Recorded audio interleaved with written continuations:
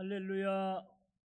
감사합니다. 오늘 수능들 다 끝나가지고 이제 근데 우리 손자 재규하고 서진이가 여기 함께 와서 너무 기쁩니다. 우리 한번 다 같이 사적인 게 아니라 박수 한번 쳐주시기 바랍니다. 사랑한다고.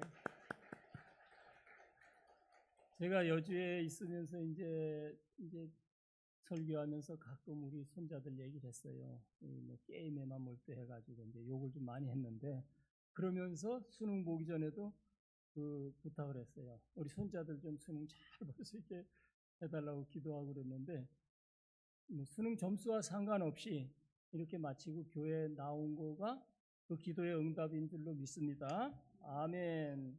오늘 여러분과 제가 함께 은혜의 말씀을 나누고자 하는 것은 성전의 두 기둥이라는 제목을 가지고 한번 말씀을 같이 은혜 받기를 원합니다. 우리 교회가 지난 10월 달에 임직식을 해서 장로님도 세우시고 또 안수 집사님도 세우시고 또 권사님들 이렇게 직분자들을 세우셨는데, 올 한 해 시작될 때는 2024년도는 정말 우리가 새 꿈을 가지고 뭔가 한번 이루어보겠다 하는 각오로 1월 달을 시작했는데 11달이 지나가고 이제 한 달 남은 첫째 주일이고 첫날입니다. 그래서 우리가 한 해를 또 결산하기도 하고 또 이제 한 달 있으면 새해가 되는데, 새해에 우리가 하나님의 교회의 기둥 같은 그런 직분자로서 사명을 좀 더 잘 감당하면 좋겠다 싶어서 하나님이 이 말씀을 저에게 오늘 주신 줄로 믿습니다. 여기 오늘 이 성전에 대한 말씀을 보게 되면은 우리가 잘 알고 있지만은 성전이라는 건 구약 시대에 창세기서부터 성전의 모체가 제단으로 나오잖아요. 아담과 이브 이후에 아벨과 가인이 제사를 지냈단 말이에요. 그때 제단은 이제 돌 위에다가 양을 잡아서 제사를 지내고, 그러다가 노아가 홍수 이후에 나와서 제사 지냈죠. 제사 지내고 나서 하나님이 축복하시기를 아담과 하와에게 주신 똑같은 축복을 생육하고 번성하고 세상을 다스리라 해주시고, 그 다음에는 이제 아브라함 때 와서 큰 제사가 있었잖아요. 모리아산에 가서 이삭 아들을 바치는 제사를 했습니다. 그래서 그 아브라함의 이삭을 바친 모리아 제단이 지금의 이제 예루살렘 성전 자리고, 안타깝게도 지금은 황금돔 사원이 있어가지고 엎치락뒤치락 하고 있는데, 유대인들의 생각과 이 성경적인 원리를 보아는 그곳에 이제 하나님의 예수님의 성전이 제3성전이 세워질 때가 있다. 그때 예수님이 재림하신다. 이제 이런 논리도 있습니다. 그건 하나님의 소관이고, 그러기 와서 광야 시대는 하나님께서 모세를 불러서 시내산에서 하나님 나라에서 모세의 성막에 대한 설교들을 다 보여주시고 성막을 펼쳐놓으시고, 성막에서 하나님이 만남을 주시고, 그 성막 시대가 끝나고 가나안에 들어오면서 이제 회막해서 실로의 회막을 주시고, 그러다가 이제 왕조 시대에 와서 다윗이 통일 왕국을 세우고 나서 다윗이 꿈에도 소원 하나님의 집을 건축하려고 했는데 하나님께서 그 아들 솔로몬 댁에 가서 지을 수 있다. 그래서 솔로몬이 지금 하나님의 성전을 짓고 성전 앞에 두 기둥을 세웠다 하는 말씀이 오늘 본문의 말씀입니다. 오늘 우리가 집을 지을 때 기둥이라는 의미는 우리나라나 어느 시대든지 다 건축을 할 때는 먼저 4기둥을 세우잖아요. 저도 초등학교 4학년 무렵에 우리 집을 제 아버지가 따로 살림날 집을 지었는데 우리 어머니가 며느리한테 쫓겨났어.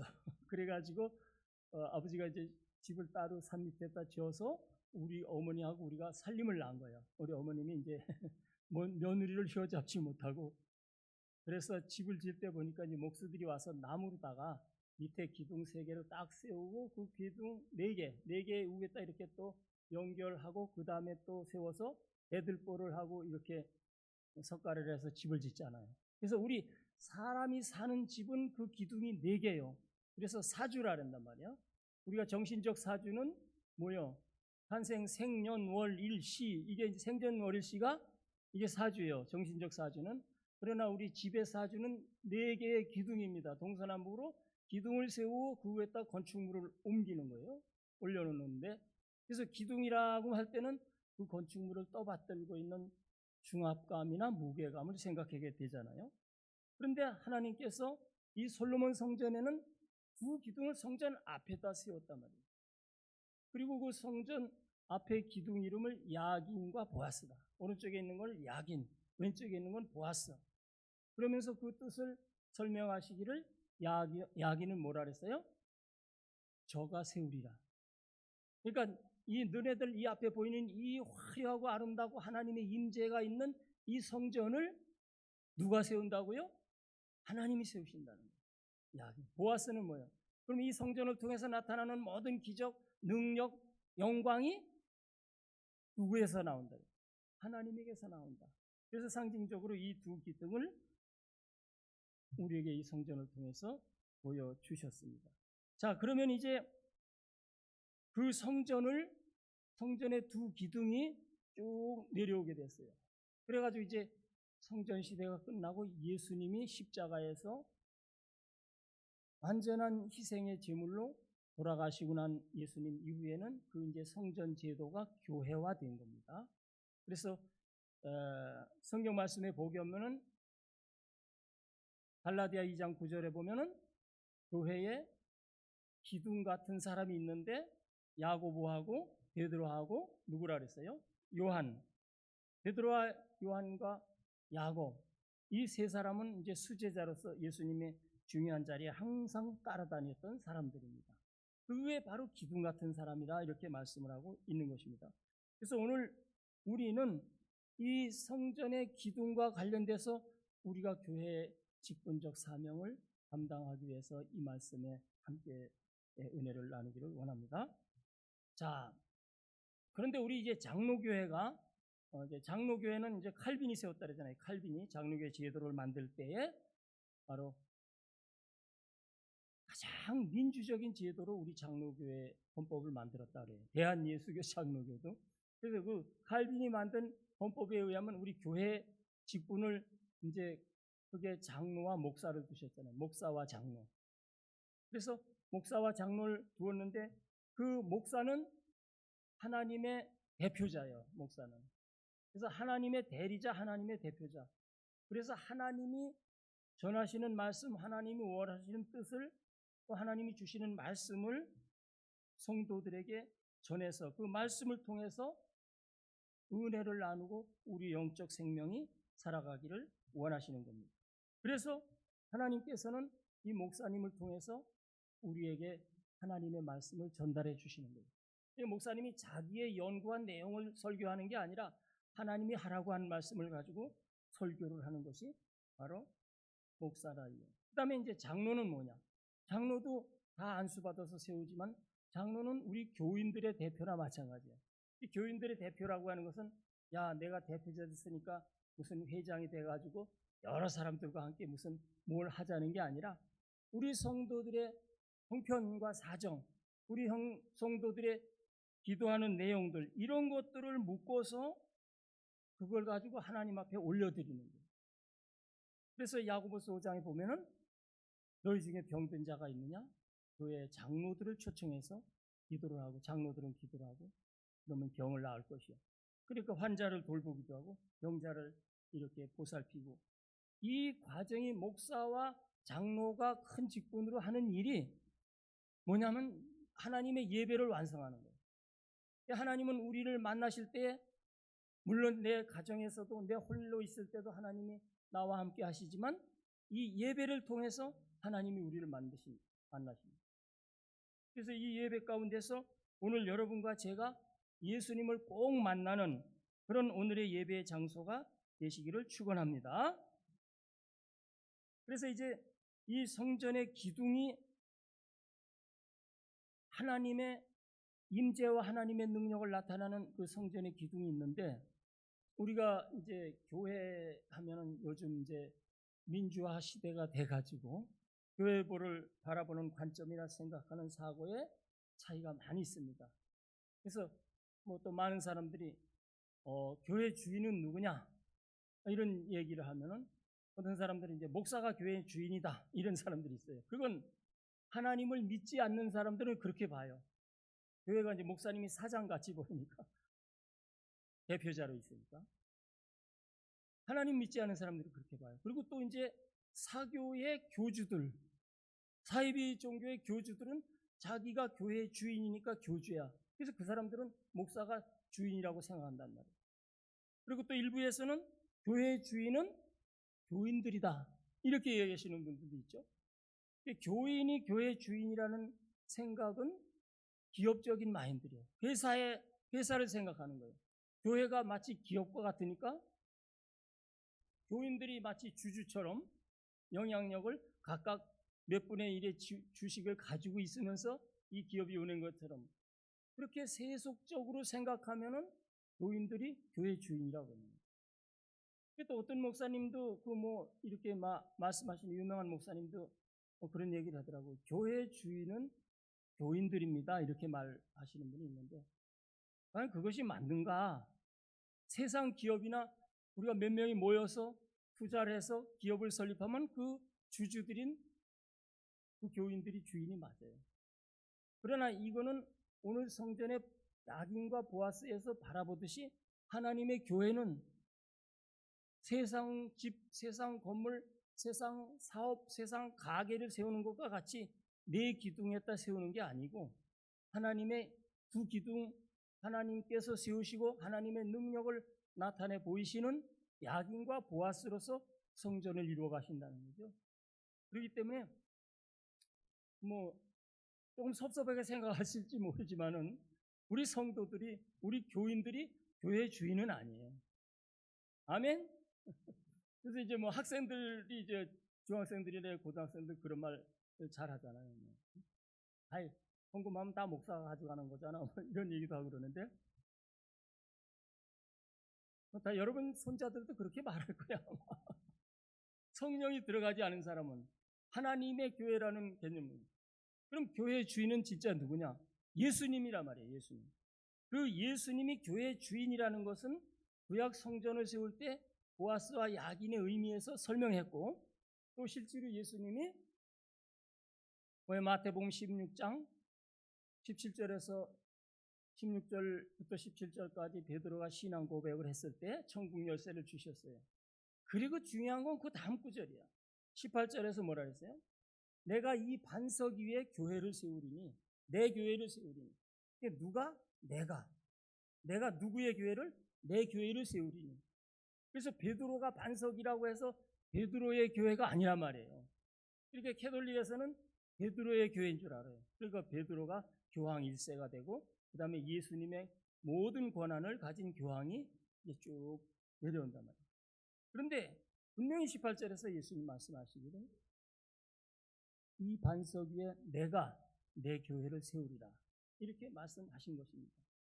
그래서 우리 안 목사님이 이제 그런 얘기를 한번 간증을 하시는데, 안 목사님이 이제 교회 이제 지극히 작은 자들 중독자를 해서 교회 이렇게 하시다 보니까 이제 한 30-40명도 모이고 이렇게 해서 막 하시는데, 그 목사님을 잘 아는 분이 아마 그 외대 동창인지 고위 공무원이었었대요. 그런 분인데 그분이 어디 가락동 있는 데다가 한 500평을 얻어가지고, 건물을 얻어가지고 화려하게 아주 다 꾸며가지고 교회를 개척했대요.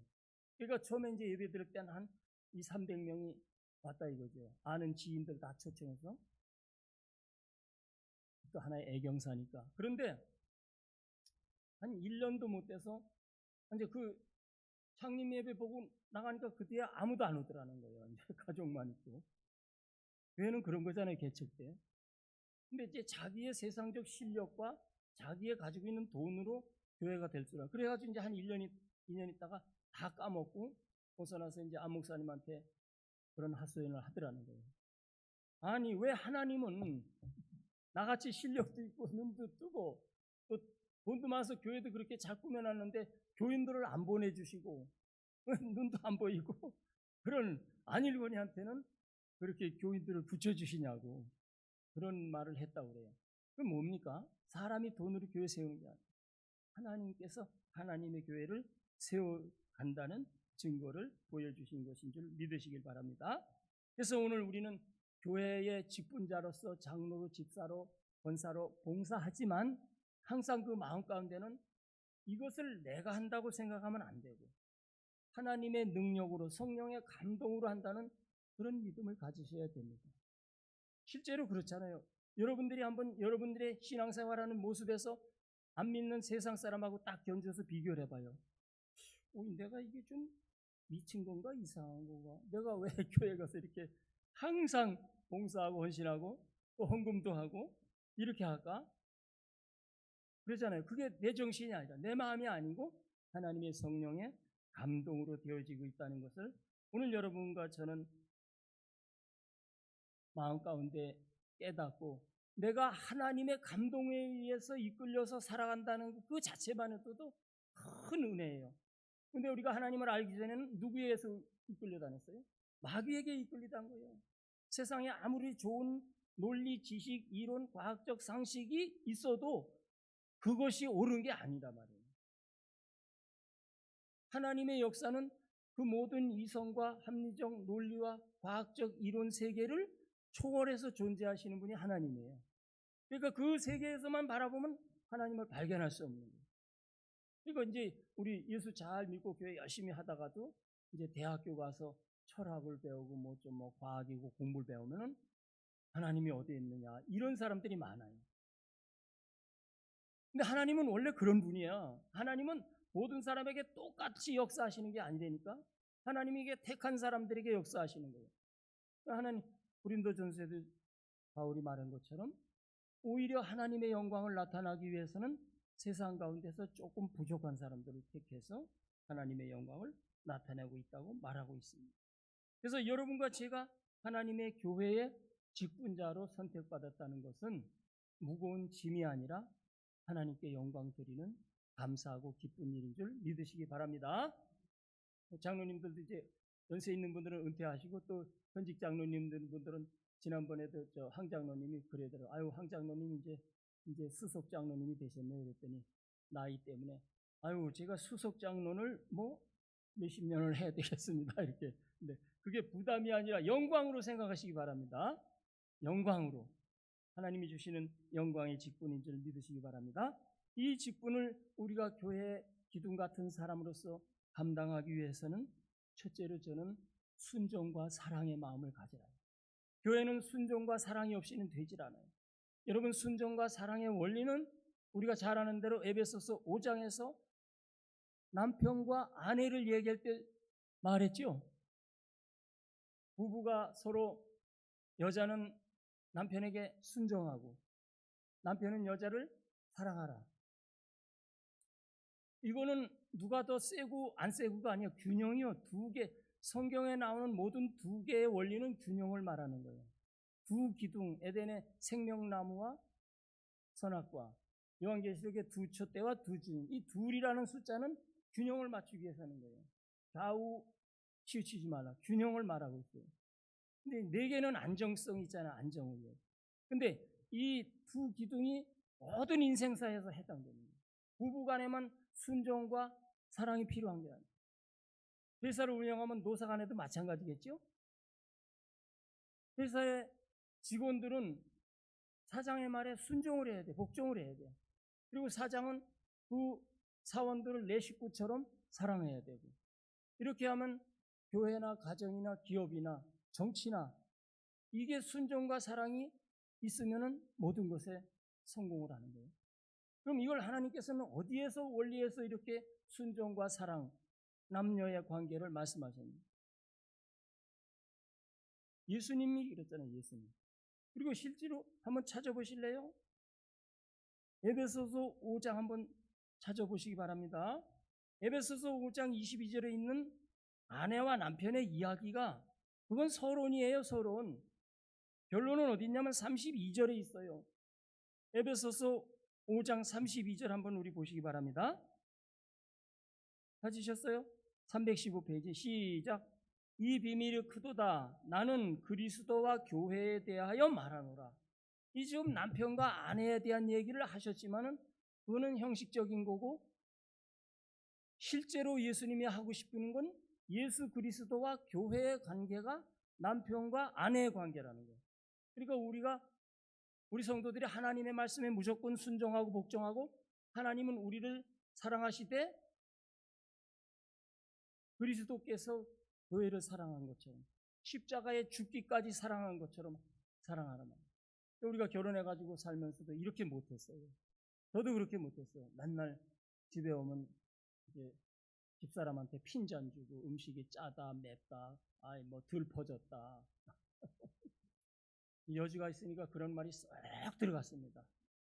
다 먹으면서 뭐 엄청 짜도 말을 못해요. 왜? 이거 하는 사람들이 돈 받고 하는 게 아니잖아. 기분 내키면 하고 기분 나쁘면 안 하니까. 잘 먹었다 그래야지 그나마 얻어먹지. 야, 짜다 싱겁다 하면 중독자들이 뭐야, 국자 팽개치고 올라가. 일주일이고 안 나와요. 그러니까 짜도 감사하다고. 하도 그래서 제가 어젯밤에 건강 비법에 대해서, 위장은 차가운 걸 싫어하고 심장은 짠 걸 싫어하고 쭉 한번 또 설교하기 전에 얘기를 했습니다. 집에 들어오면 그렇게 했단 말이에요. 그게 왜냐면 아직 사랑을 하고 결혼한 게 아니라 그냥 하나님이 하라 그래서 했기 때문에 사랑이 부족해서. 이제 나이가 차고 들어가고 이렇게 되니까 이제 조금 그게 바뀌긴 하더라고요. 그래서 제가 지금은 잘합니다. 왜냐면 짜면은 네가 해 먹어. 그러니까 이제 내가 하고 그러기도 하는데, 이거 쉽지 않은 거예요. 그런데 예수님은 이렇게 하라는 거는 그리스도와 교회가 그렇게 하는 거예요. 그러니까 교회는 하나님이 주신 직분과 하나님이 주신 자리에 대한 권위와 질서에 순종하라는 거예요. 딴 데 순종하라는 거예요. 사람한테 목사님이니까 뭐 무조건 복종하는 게 아니고, 목사를 세워주신 목사의 권위, 목사를 통해서 말씀이 내려오는 질서, 이거를 지키라는 거예요. 사랑은 어디서 옵니까? 예수님의 희생에서. 예수님이 우리 죄인들을 위해서 희생한 것과 같이 연약한 자들. 그러니까 이제 우리 목사님들은 성도들 위해서 밤이나 낮이나 기도하고, 한밤중에도 깨어나고, 요새 직장인들 밤중에 전화해봐요. 회사에서. 그거 걸려. 고발하면 걸려. 왜냐면 근무 시간 이외에 업무적인 거를 연락 못하게 돼 있어요. 비사가 아니면. 근데 목사님들은 어떻게 해야 돼? 24시간 부르면은 달려가고, 누가 아프다 그러면 달려가고, 쓰러졌다 그러면 달려가고. 우리 여주에서도 보면 알코올 중독자 하나 도망가면은 찾으러 다녀요. 여주 시내 차 가지고 둘이 나가서 사방 돌아다니면 대개는 데려와요. 귀신같이 찾아와. 근데 아주 튀면은 안 나와요. 그럼 밤 12시, 1시까지 찾다가 안 나오면 이제 기도만 하고 있다가 보면은 누가 찾아오냐? 순찰차가 찾아가요. 어디 쓰러져 있어 누가 신고 들어가면 순찰차가 데려온단 말이에요. 근데 이제 그래도 버리지 않고 끝까지 사랑하는 마음을 가지고 나가는 것이, 교회도 이와 같이 목사님들이 밤낮 없이 24시간 한다는 거, 이런 거를 생각해야 돼요. 육체적인 노력과 육체적인 노동만이 노동이 아닌 거예요. 정신적으로 하나님의 말씀을 지켜나가는 그런 목자의 심정, 지도자의 심정, 직분자의 심정, 구역장의 심정에 그 소속된 사람들은 순종하고, 그 리더들은 진짜 그렇게 사랑을 하면서 나가야 될 줄로 믿습니다. 두 번째는 우리가 하나님의 일하는데 주인 정신을 가지고 나가요. 주인 정신이 있어야 되는데, 주인 정신이 지나치면 또 그게 주인 노릇이 돼요. 우리나라 말이라는 건 아주 말을 어다르고 아다라. 주인 자는 똑같은데 주인 노릇하고 주인 정신하고는 틀린단 말이에요. 그래서 성경 말씀에 보면은 그런 말이 있어요. 누가복음 17장에 보면은 그랬어요. 우리가 하나님의 일을 할 때에도 마찬가지예요. 내가 열심으로 수고하고 다 헌신을 해도 이것을 내가 했다가 아니라 나는 무익한 중이오니 하나님의 능력으로 행보고 하나님 앞에 아무 내가 내세울 것이 없습니다.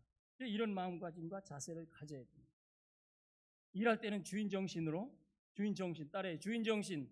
내가 이 집의 주인이요. 내가 이거 교육관 쓰고 나서 이거 내가 전기 안 끄고 나면 다른 사람 없어. 내가 여기의 주인이야. 이렇게 하고, 주장할 때는 나는 주장할 게 없어. 나는 종이야. 옛날에 어떤 목사님이 이제 그런 말씀을 하실 때, 그 장로님에 대해서 얘기했는데, 그 장로님이 헌금도 많이 하고 교회 재정을 많이 담당하시는 분인데 그 교육 파티에서 전도사님이 가서 아우 장로님이 헌금도 많이 하고 계시니까 우리 교육 파티에 좀 재정 좀 많이 좀 따주세요. 우리 그 이제 저기 결산위원회 하시잖아요. 재정 좀 많이 따주세요. 그랬더니 그 장로님이 그런 말씀하시더라고요. 교회는 돈을 많이 내든가 헌금을 많이 하든가 말을 많이 하든가 한 가지만 해야지 내가 돈 많이 낸다고 말까지도 많이 하면 그건 균형이 아니다. 그러면 안 된다. 이런 말씀을 하시다라는 거예요. 근데 세상 일하는 사람들은 어때요? 많이 난 사람이 목소리가 크잖아요. 많이 낸 사람이 목소리 크잖아요. 그래서 제가 이제 우리 여주에서 뭐 물품 같은 게 후원들은 이거 나눠줄 때 내 거 나눠주는 것처럼 하지 말아요. 이 주인은 예수님이야. 예수님이 보내주신 거니까 예수님 거 전해주는 것처럼 해야 되는데 사람은 안 그렇죠? 그거 나눠주는 일만 해도 야, 줄 똑바로 서. 야, 임마 저쪽으로 가. 이렇게 한다고 내거주는 것처럼. 그게 주인 노릇을 하려고 그러는 게 우리 사람 속에 있는데 나는 무익한 종이오니 내가 마땅히 해야 할 일을 하였을 뿐입니다. 이런 마음가짐으로 가지고 나가야 됩니다. 또 재미있는 얘기는 옛날 얘기지만은 뭐 두 부부가 송아지 새끼를 2마리를 사가지고 키우는데 한 마리는 우리 거, 한 마리는 하나님 거. 이렇게 해서 송아지를 키우다가 한 마리가 죽었대요. 남편이 외양간에 근데 새벽에 겨울에 나가보니까 한 마리가 죽었어. 그래가지고 들어와가지고 마누라 집사한테 여보, 송아지 한 마리 죽었네. 그러니까 누구 송아지가 죽은 거야? 그럼 뭐 답변은 여러분들 자유롭게 하세요. 믿음의 사람들은 누구 송아지가 죽었을까? 아이고 우리 송아지 죽었지. 믿음이 없는 사람은 아니 하나님 몫이 죽었어. 아니 하나님께 왜 죽습니까? 하나님께 살지. 내가 하나님의 일을 하는데 주인으로서 역할을 하느냐 종으로서 역할을 하느냐 주인 정시로 하느냐 주인 노릇을 하느냐 어떤 분야에서 우리가 종처럼 하면은 내 구성원들 내 소속된 구역원들 전도의 모든 회원들이 다 같은 동일한 마음으로 하나님 앞에 충성되의 심정으로 나가야 될 줄로 믿습니다. 아멘. 그 다음에 이제 세 번째는 뭐냐 하면은 주님이 하셨습니다. 주님이 하셨어요. 제가 엊그제 이제 눈이 엄청 많이 왔잖아요. 목요일 날 왔나요? 여주에도 뭐 한 30cm 왔어요. 그래도 이제 날이 춥지 않아가지고. 근데 보니까 눈 치우는 게 없어. 한 서너 개 있었는데 작년에 보니까 찾아라 하더니 아무도 몰라 뭐 어디 있는지. 나가서 서너 사람이 찾으면 한 개만 들고 와가지고 차가 한 대가 나가다가 내리막길에 씩 한 바퀴 180도 도로 있고 그래가지고 이제 다시 가서 또 사다가 이제 눈 치우고 그랬는데 이제 누가 전화가 왔어요. 전화가 눈 오기 전날 와가지고 이제 우리 중독자들이 있는데 좀 생활이 어렵다 하는 거를 들으시고 그분이 어디 딴 데 가서 이야기를 했어요. 여주에 이런 데 어렵겠네. 그랬더니 그쪽에서 있는 분이 그러냐고. 그럼 우리가 쌀을 보내주겠다고. 그래가지고 쌀을 실러 오라 그래. 쌀을 20kg짜리를 50포를 보내주신다고 성남에서. 그래가지고 이제 트럭으로다 그날 갈랐는데 눈이 너무 많이 못 가고 그 이튿날 가서 쌀을 20kg짜리 50포를 실어 왔어요. 이제 우리는 한 3개월은 쌀 걱정은 없는데 그래서 내가 이제 고마워서 그 직접 보내신 분한테는 제가 모르니까 그 중간에 있는 분한테 문자를 보냈어요. 너무 감사하다고. 우리 목사님도 지금 미국 가 계시고. 그랬더니 그분이 뭐라고 하냐면 성남 어느 집에 무슨 집에 봉사자 예수님이 보내셨습니다. 이렇게 문자를 보냈어요. 예수님이 보내셨다고.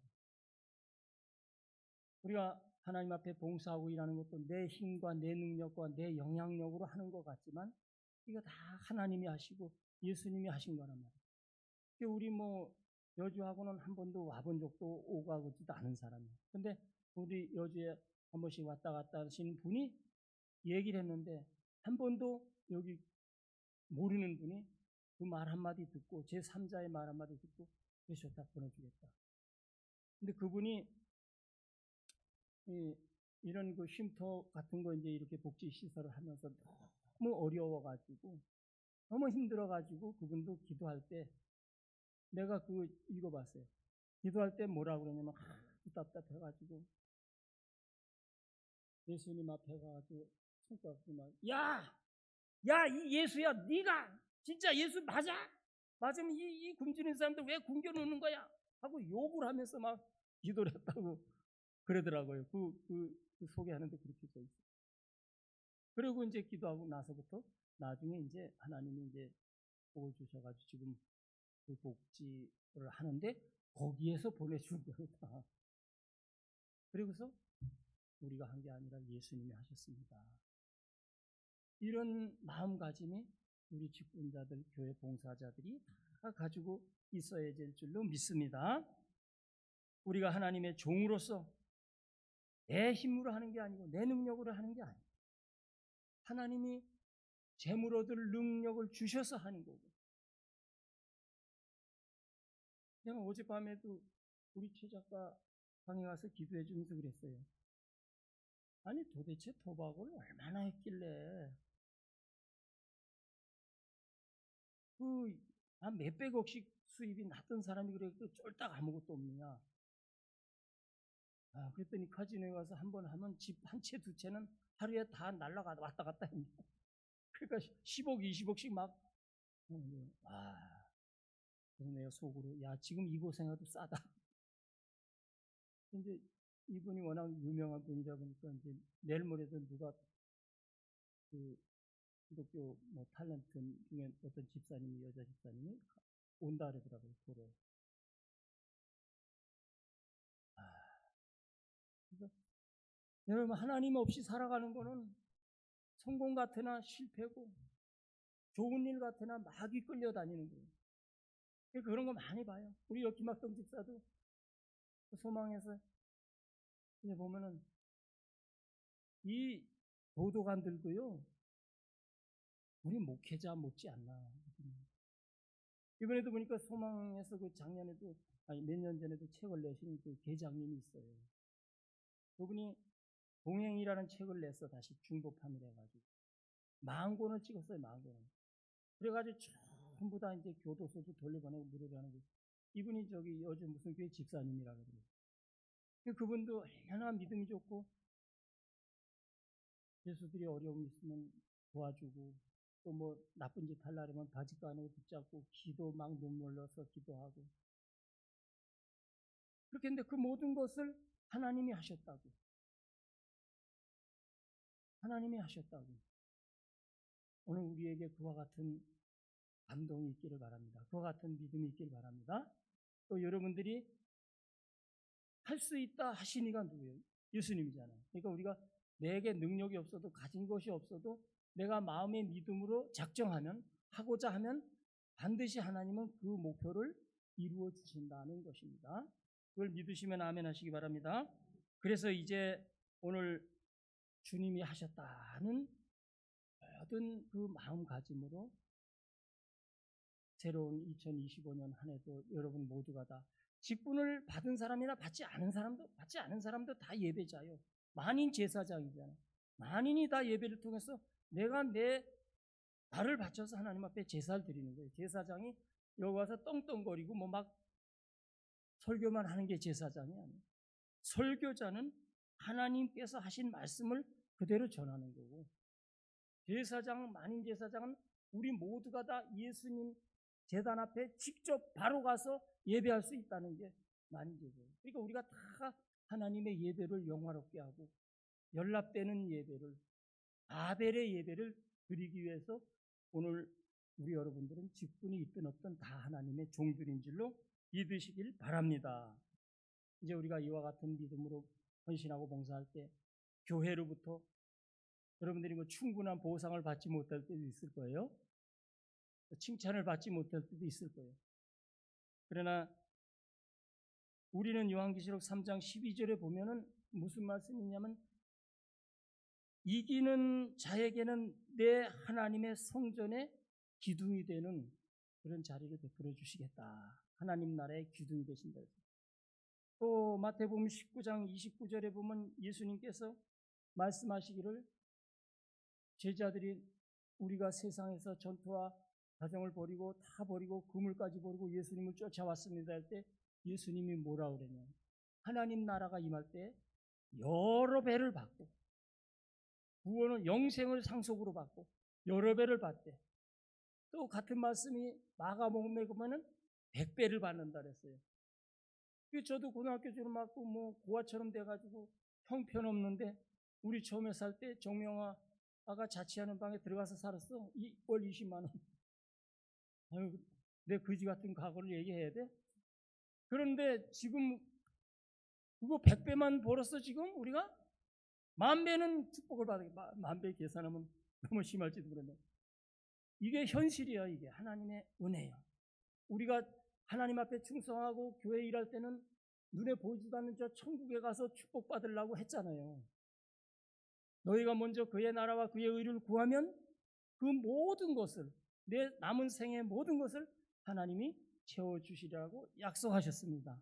아멘. 여러분과 제가 이제 남은 한 해 결산으로 잘 마무리하시고 새해에 꼭 여러분들이 하나님의 두 기둥과 같은 종들이 되시기를 축원합니다. 하나님 아버지 은혜를 감사합니다. 오늘도 귀한 주일 이 시간 우리가 예배하러 왔습니다. 예수님 만나러 왔습니다. 오늘 우리 주신 말씀을 통해서 예수님과 하나 되게 하시고 우리 교회에 세워진 우리 개개인의 직분이 크고 작은 것이 아니라 하나님께 귀중히 쓰임받는 역할 잘 감당하도록 축복하여 주옵소서. 예수님의 이름으로 기도하옵나이다. 아멘.